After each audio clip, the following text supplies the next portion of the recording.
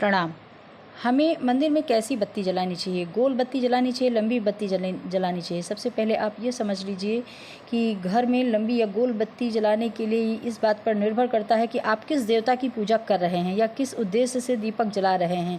देवता की पूजा करते समय या आप देवियों की पूजा करते समय। दूसरी बात ये है कि गोल बत्ती जो होती है वो हमारे स्थिरता का प्रतीक होती है और लंबी बत्ती से हमारे कष्ट या परेशानियां दूर होती हैं।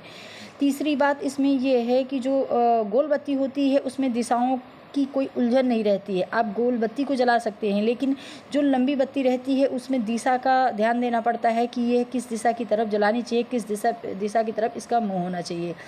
देवता की पूजा करते समय देवी लक्ष्मी, दुर्गा और सरस्वती के लिए लंबी बत्ती जलाना शुभ माना गया, जबकि गोल बत्ती का दीपक ब्रह्मा, विष्णु और महेश जैसे देवताओं को जलाना शुभ होता है।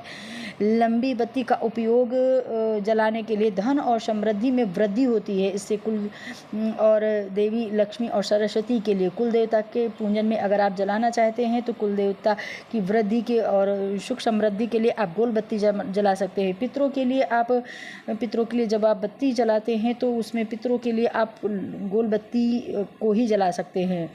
आंवला के पेड़ में अगर जलाना है आपको तो लंबी बत्ती को जला सकते हैं। इसके बाद तुलसी के पेड़ में जलाना है तो आप गोल बत्ती जला सकते हैं। वट वृक्ष के नीचे भी आप गोल बत्ती जला सकते हैं, क्योंकि ये वृक्ष ऐसे होते हैं कि इनसे हमें जीवन में स्थिर रहने का और स्थिरता का वरदान मिलता है। इसके साथ ही अगर आप देखें तो दीपक में अगर फूल बनता है तो यह शुभ संकेत माना जाता है, जिसका अर्थ है आपकी प्रार्थना स्वीकार की गई है। प्रणाम, धन्यवाद, जय माता दी।